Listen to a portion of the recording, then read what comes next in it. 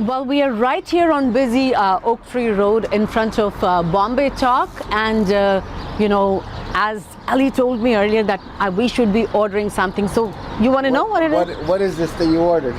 This is mango lassi, Ali. Oh, okay. What does that mean? That means that you'll get strong if you drink this. I'll take 4 of them then. Okay. So we are right here waiting for Janvi, who is the owner of Bombay Talk and many other restaurants. So definitely we will be talking to her, and I think she is somewhere here.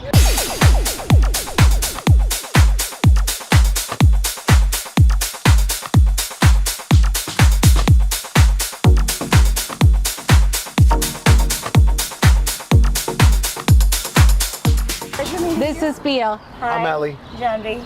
So tell us, we are here, and me and Ali have been sitting here and just looking at this beautiful Bombay Talk, and he told me to, get this mango lassi, and he wasn't sure what it is, and he got mad at me. He's like, "What did you order?" Yep, thank you. So we are here to know more about Bombay Talk, more about you, your success story.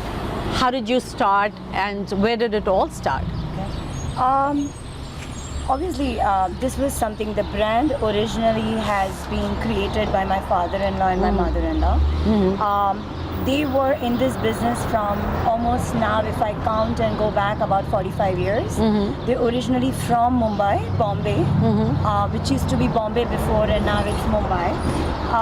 So they were in the restaurant business back in Bombay, and then when they moved here, they kind of tried other businesses or thought of doing something else for 2-3 years, and in 1989 is where they started Dimples down the road, which was more of the street food from Mumbai, but in a much classier way. But obviously what they started with was very basic mom and pop kind of restaurant, and obviously they were very successful because back then I think they were the founder of that kind of a food in I would say tri-state area, or if I call it in USA, it wouldn't be an understatement, because they were the only one who gave that authentic taste and who had that vision that the only Indian food that people knew was the North Indian, which was the curry base, the naan and the curry, and nobody had this very different regional street food, which you find in Bombay. Because in Bombay, you find the regional food from all over India. Absolutely. And that's what we are about. So when did you come in picture with all this? I came in picture in 1999, and I happened to be a food technologist, and when I came, they were already done from 10 years. They were about to retire. Right. And when I saw the place, it was a small mom and pop place, but the legacy that they had, the clientele, the patrons, I mean, the lines were outside, and rain or shine, back then people used to wait, and I realized that instead of me doing something else, I would like to continue this. That's where I learned the work from my father-in-law. He is my best teacher around, my mentor, my father, I could call it as my best friend, everything that he could, because I was very young when I started this. And he had more faith in me than I do, to be honest. Being a restaurant owner was not easy, but you knew, and you still put me in this. But he had more faith in me than I did. So, Janvi, coming from India to this country, I'm sure you had, a lot of hardships too. It's not like easy, doing all this. So would you want to talk a little bit about that? So I think the whole credit, I would say, goes to my father-in-law, my mother-in-law, Dilip Mehta and Rupa Mehta. I think they were the ones who actually did the base for us, for all of us. Me, my whole family, we have other family restaurants. And I think they were the one who did more hard work, I think, than us. Being a restaurant owner is not easy. I would say that definitely you have to have a passion, otherwise you can't do it. This is my 24th year doing it, and I think the only thing that pushes me around and keeps me going is the passion for food. But I think they did more hard work than us. When we came, the things were much easier for us. But Bombay Talk brand was started by me and my father-in-law together. And back then, what they had started was very basic, couple of things, vada pav, pav bhaji, and milkshakes and dosas. And when I came, I was missing Bombay's food because I'm from Bombay. and I was mainly missing the Indo-Chinese, Wow. which nobody had, and I was missing the sandwiches. So whatever that we didn't have so far in our own places back then, and that's what I decided to start with. And the other very unique thing was that we were the only one with so many variations and variety from India and still purely vegetarian. And back then people thought that it was stupidity to have such a vast menu and not serve any meat, and being in America and we won't be successful. But I think I feel everybody is turning now to We should. vegetarian, and look at Ellie. I think I want to be a vegetarian. He wants to be one got too. you. We got Yes. I'm gonna have a bunch of these, and I'll be okay. Yes. Yeah. No, Yeah, we but I'm have very- plenty. We have plenty. I'm very familiar with the challenges of a restaurant industry. I've had over 20 restaurants myself in the last 30 years. Sure. And I always say it's very attractive from the customer side of the Oh, counter. absolutely, absolutely. Looks It's- great. Yeah. The customers don't realize how hard and how much passion you've put into making sure that they have a great experience. Yeah. It's all the combination. I think the industry that you work in, the timings. The only thing, I think no work is easy. No. I find being a house mom as difficult as Yeah. Yes. owning a business, or so. No, not a single job, not Just a can't single. fire the kids. True. But I think the only hardest part I found, and I could be just my point of view that I find in this business, obviously everything has plus and minus, and the biggest minus in this is the timings. I think the restaurants are busiest during the holidays and as soon as the school and the colleges end. So you miss your family time. So since you're talking about the time, can you tell me how is your day? How does it start and how does it end? You don't want to know. You don't want to know about that. I've got 2 kids. I've been very, very lucky. I have very grounded, very down to earth, very passionate kids. They've seen parents' hard work. My husband is also in retail. He has his own pharmacy, so we both are the crazy ones, and they both have opposite work. My kids are older now, but managing work, house, staying with in-laws, we live together as one big joint happy family. Obviously, I had a lot of help from my in-laws, and we unfortunately lost my father-in-law in COVID in 2020 early. It was a big news. Yes. Everybody took a lot of advantage of that news as well. But that's something that we'll never be able to recoup with. I don't think that loss is something that can be substituted by anything, and we are not trying to. We are not trying to get in his shoes. Nobody can. He was one visionary who not just had the guts to do something different than what everybody did, but he was also very helpful to the other businesses. This Oak Tree Road didn't look like what it is now. And not that he was the only one, he was one of them who actually helped the other businesses, helped as a mediator between town and the businesses to develop what it is right now. And that's the Dimple name? He had Dimple back in Bombay, which that's what he moved to, and everything in his family, whatever they did was Dimple, and that's how the Dimple name carried forward.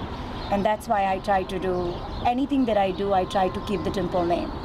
It was his decision that I shouldn't have just the Dimple name and I should have the brand, and that's why Bombay Talk was given by him. Back then I didn't. You have any messages for the younger generation who wants to get into restaurant business? It's tough call. I don't know. I think just follow your passion. If you're passionate about something, whether it's food, whether it's any business, whether it could be something online to doing it in person to opening one small joint, you're selling 2 items. As long as you're passionate about something, nothing is difficult, and that is something that will keep you going. And success is just, it's your perspective, how you look at it. Everyone looks at it in a different way. As long as you're happy that you're, at the end of the day, you're making few happy customers and you see those smiling, satisfied face, that's all I care about, and that's my success story right there. Money will keep coming and going. it follows you. If you're Absolutely. hardworking and if you're passionate, if you're honest in your work, money will follow you. Absolutely. Ellie. No, I love it. You got a great perspective, and the food looks amazing. Yeah. Drink is excellent. Thank you. Yeah, we have many other drinks. So Pia you'll have told to me come this will multiple. make And you know, Ellie asked me that, what is this drink? I said it'll make you strong. He goes, then I'll have two. Oh my God. No, I would say that, but yeah, we have many other drinks and many other food variety. In fact, this probably is one of the unique location where we have 110 items in the menu. Wow. And 70% of our food is made on site. Amazing. So only the prep work is done.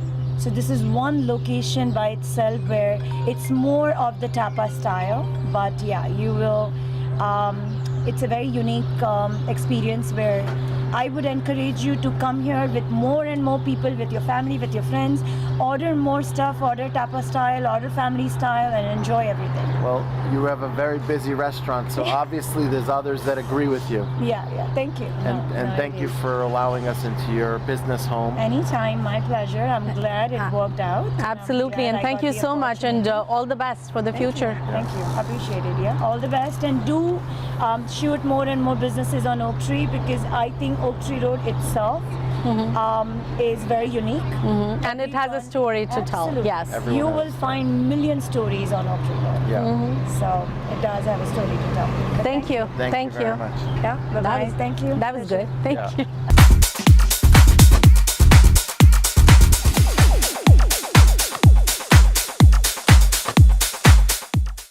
Welcome to Desis on Main Street, and right now we are right here on this is Green Street, and you can see who Ellie with me. Hey, Pia, how are you doing? I'm doing wonderful. And Ellie, where are we today? We are at a pharmacy, an independently owned pharmacy, which, we go visit these independently owned businesses, and they all have their challenges, but pharmacies, as you know, have even greater challenges to be independent, especially when you're fighting these big corporate pharmacies. So I'm interested in hearing about this gentleman's journey and today's Absolutely. story. Absolutely, and I just want to say that this pharmacy is owned by Sanjay Shah, who is a very well-known person in the community, and we will be talking to him inside about his journey, how he came from India and started this pharmacy. So let's go inside.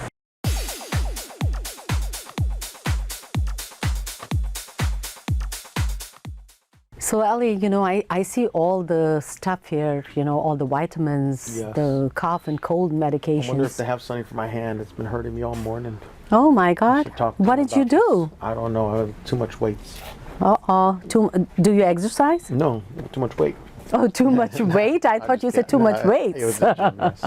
There you go. They have braces and supports right I'm gonna have to there. ask You the can pharmacist absolutely. which one I should be putting on.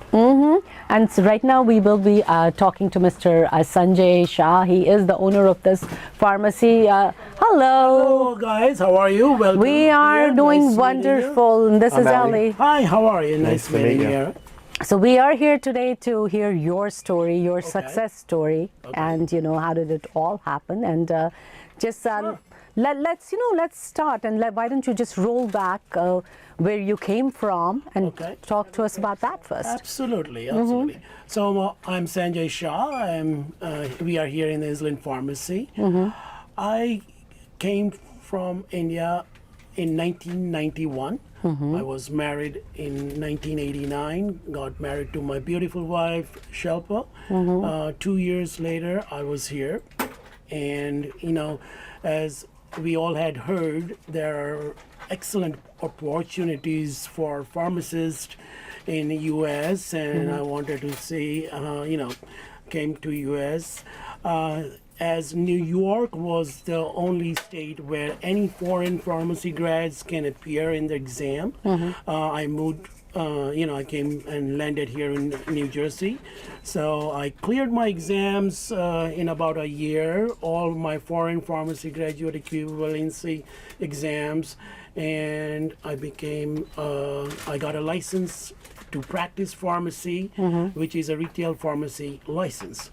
Then from I graduated in 1991 with my pharmacy license and worked for a retail pharmacy chain for a couple years, where I gained so much of experience. And I might have worked in more than 50 different stores all over the state Right. in less than 2 years.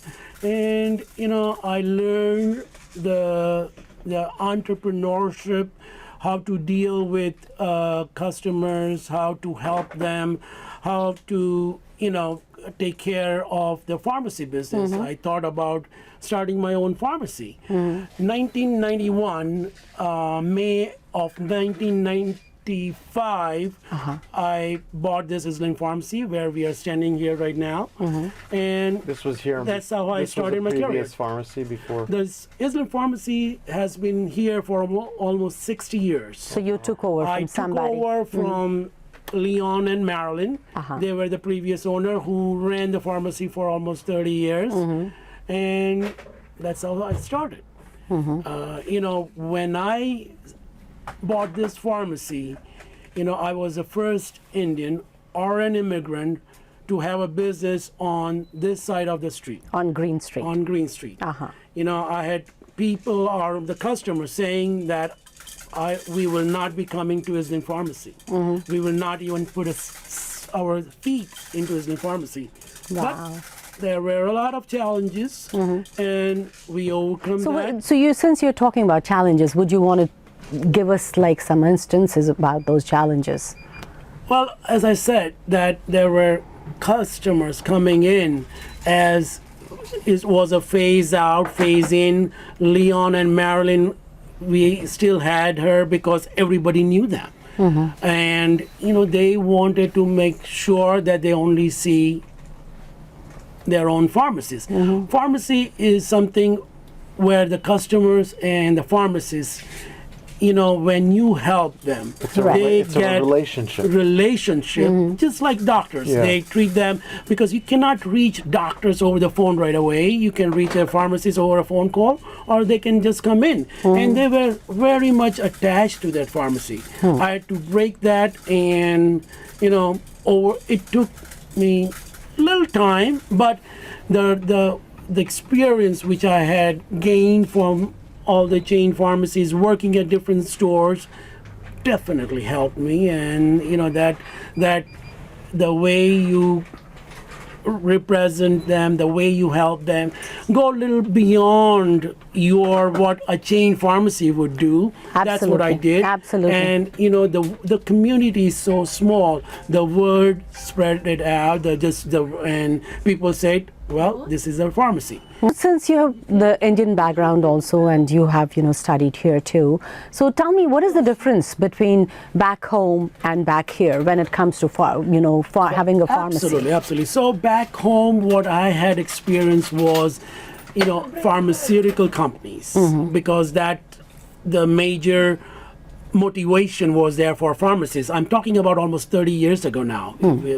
So I used to work for MJ Pharmaceuticals back home in India, which had a collaboration with Eli Lilly of US, and we used to manufacture lyophilized capsule and insulins, which used to be shipped out to Russia, then USSR. And I had really very good experience there. So when I came here in New Jersey, as I said, first couple years I had to work somewhere. I started working for Advanced Remedies, which used to make sterile ophthalmic solutions and ointments. And I interviewed. By the time I went home, they liked my experience. I was hired. While I was working there, I was preparing for my board exam. As I said, I came here in 91. It took me a couple years to pass my boards. 93, I passed my boards. And, meanwhile, the company closed down, which was a blessing in disguise for me. I really worked hard and passed my boards in just the first try, and got my license. Wonderful. And there is younger generation pharmacists who want to come here like you, and who want to establish their own pharmacy, who want to do stuff here. What would you tell them? Good question again. Listen, I have seen ups and downs for almost 26 years. Yes, pharmacy was a good business, but honestly, right now, it is not. Sorry to say that, and it is very fair. And if you can, any independent pharmacies or pharmacists are gonna say the same thing. Let me just tell you, the reason right now is insurance companies are controlling the whole market. Insurance companies are dictating the doctors what to prescribe, what not to prescribe. Insurance companies are telling, this is the amount we will pay you. And it is a fact that at least 20 to 30% of medications right now, we get paid from the insurance company less than the cost of what we have paid. I don't think so there is any business where you would get paid less than what you paid for. But right now it is a business, it's a mass we are talking about. We want to make sure we take care of the customers. Outside customers think that, the pharmacies, they make a lot of money. Sometimes they have to pay the copay. They think that it goes in their pocket. It's not. It's the insurance companies, that's their copay, and we get paid less from the insurance company that much. And some of the medication, not some, I would say a lot of them these days, we get in pennies. And the ball game has changed. The business has changed, and that's where we are. So how many employees do you have? I have about 7 employees. Again, I do have multiple pharmacies, as I just, but I also manage a senior adult daycare here in the area, and which is a really 5-star facilities. My heart, and I have done this kind of services to the senior in the community, and I feel, and I really like it. I really enjoy it. And let's go take a tour. We do deliveries every single day. That's the services what independent pharmacies give, and we do not charge anything so far, but never know what can come down the road. But right now we have been doing deliveries for past all this 27 years without any charge for all our customers, especially for the seniors. So I see here you have a lot of these, stationery. We are again a small independent pharmacy, a small section of all different departments. It could be babies, it could be greeting cards. While we walk we have dental care or hair care or OTCs, coughs, and cold and it's basically analgesics. under one roof you have everything. Everything under one roof. We, Yes. as I just said, not only this, the other services which comes along with an independent pharmacy, as I just said, that we administer flu vaccines every year. In fact, we were one of the first ones years ago when the pharmacists could not even administer vaccines. I'm talking about 20 years ago. What I used to do is I used to have a nurse from outside call in. I still remember a day, on a cold day, outside, people lining up at 6 o'clock in the morning because of vaccines, flu vaccines were in shortage. And I had brought in Dunkin' Donuts, a box of Joe, and we had 50 people waiting at 6 o'clock, 7 o'clock in the morning just because there was shortage of vaccines. And we were one of the ones only. That time, the pharmacies were not administering vaccines. These days, thank God that they approved in the state of New Jersey that we can now administer vaccines. So, as I said, we do pneumonia vaccines, we do flu vaccines, we have done COVID vaccines in thousands. And it's very easily convenient. They come in, walk in, they're done. Not like doctor's office, they have to make an appointment, they have to wait for an hour, half hour, whatever it could be. And No, I think it's easy that way. It's you easy, just come in and just get it done and move. Yeah. Yes. Yeah. We just had a get together in Tulum just a couple of weeks ago. So honestly, I do not miss back home. I think Because your I've done small home well is here, here, yes. and everybody's here. Yes. So thank you again very much. And I really Thank you. appreciate Thank you it. so much. And, Thank you. yeah,